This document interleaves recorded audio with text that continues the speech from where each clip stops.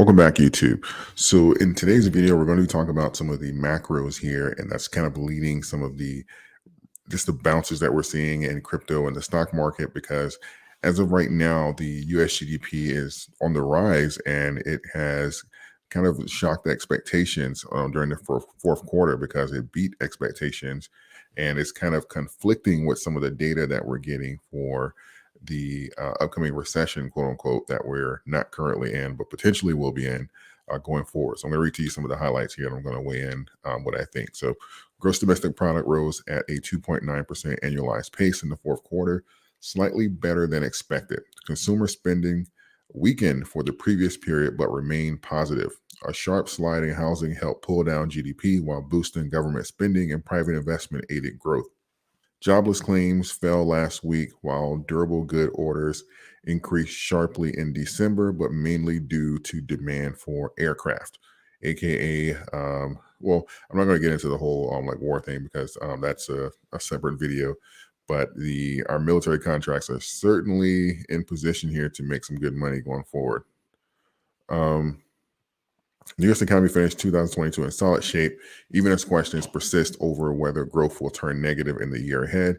Fourth quarter gross domestic product, the sum of all goods and services produced for the October to December period, rose at a 2.9% annualized pace, the Commerce Department reported Thursday.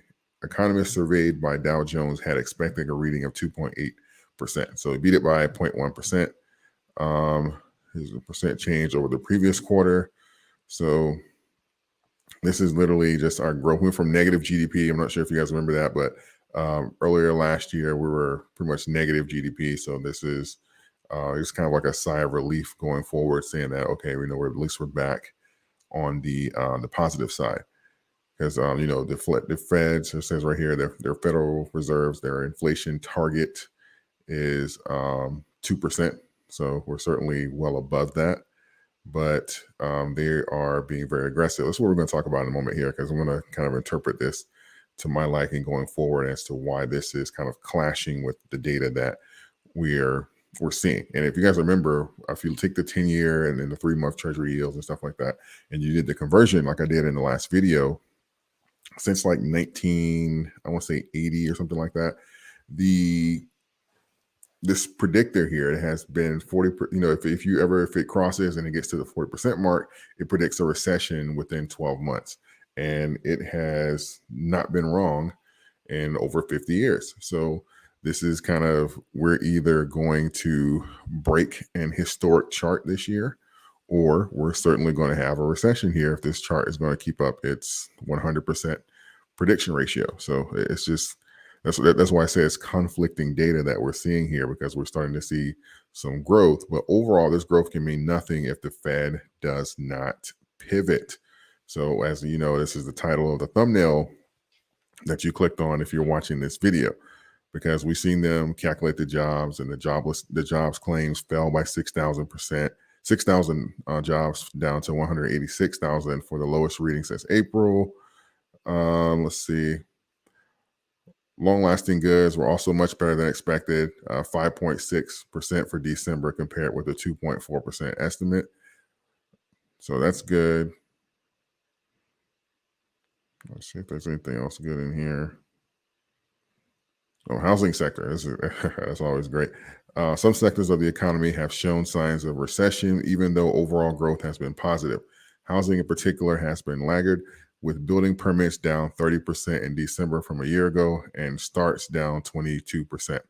Yeah, that's what happens when mortgage payments triple and stuff like that. You'll start to see less people taking them out. So my interpretation of this is we're going to come at a crossroads sooner than later.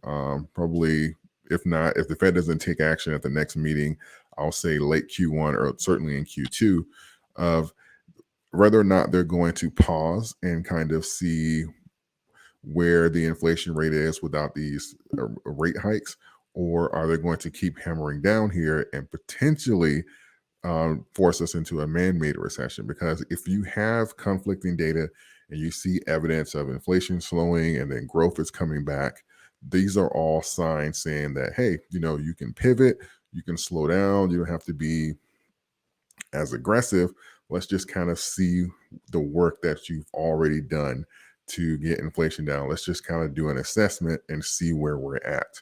And if they do that, that'll put us in a better position here to get an overall idea, because sometimes these effects and these policies, the rate hikes, they're not instant. You know, even a lot of the indicators that we're using, they're lagging indicators. So, we're getting reports and stuff like that at best 30, 60 days after they've already happened. So, we have to have time to compile the data, do the cross reference on the numbers, all that kind of good stuff. So you're not going to get instant reports here for the actual effects that's taking place. So if you're saying that, okay, look, we just got some positive GDP news for the second quarter in a row, we're growing, we have evidence of inflation coming down. Let's just pause, let's, take our foot off the gas here a little bit and see where we're going. That's going to put us in a great position here, and that will certainly excite the markets here. I believe that you will see a rally from that, and it'll put us in a position so that if we have done a great job or have not overdone it already, that'll give us an opportunity to have if we do have a recession, it's like we talked about the other day, it'll be a small R recession or something quick, like what we've seen in 2020, where it was like a 3-month drawback period, but it recovered relatively quickly and the growth kind of took over from there. Or we can avoid one altogether. But they keep this hammering down no matter what. We're going to stay on the gas until we get to 2% or something like that. We have the potential to kind of override a lot of these this good news or these improvements that we're seeing here already, if you just kind of ignore them and just say, just keep hammering down. Let's just keep hammering down. So it just kind of puts us in a position here that we can still see a recession this year. And plus, outside of it, a lot of our indicators have said that there will be one. So we're getting some positive facts saying that, the economy is kind of turning around and stuff like that. But you still can't ignore that a lot of the measuring sticks that we use for, the yields and 10-year and 3 months and stuff like that, if they're indicating and it's historic that they're correct, you can't ignore those simply because you want to.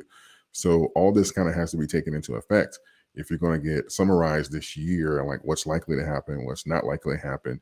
And I think, in my opinion at least, but the government does what they want, we should pause and do an assessment and kind of see where things are at on their own so that we can kind of pivot where necessary. I don't think inflation is going to spike up if we don't do the 0.25% that they're kind of pricing in right now. If they do a 0.5%, I believe that'll shock the market in a bad way. But I do believe a 0.25% has already been priced in. And I think if they say, instead of the 0.25%, let's just go ahead and pause, I don't believe that's going to be the end of the world. I actually think that'll be a good thing for the market, and we could potentially see a rally from it. But overall, that's just kind of what I believe needs to take place here as we start to get some of this news here of 2 quarters of positive growth and stuff like that. And certainly if we conclude Q1 of this year in the same fashion, I think that'll be further evidence for them to pivot, or at least talk about pivoting from their overall agenda of these series of small 0.25 basis point hikes. So that is my summary on what's going on here. And I believe that we will see a pivot probably, if not in this meeting, I'll say by the end of Q1, Q2 at the absolute latest, unless they're insane, in my opinion. But we've seen crazier things. So we shall see. But I'm certainly looking for a pivot here, and we'll be covering these Fed meetings as they happen, so we can all watch together and kind of see at least what they're thinking and get their interpretation of what's going on. So if you like anything I had to say, subscribe to the channel, like this video, share it with a friend, and don't forget, check out Moomoo. You can get up to 15 free stocks when you open a new account. I have a link in the description section. I appreciate all of you. Thank you, and I will see you in the next video.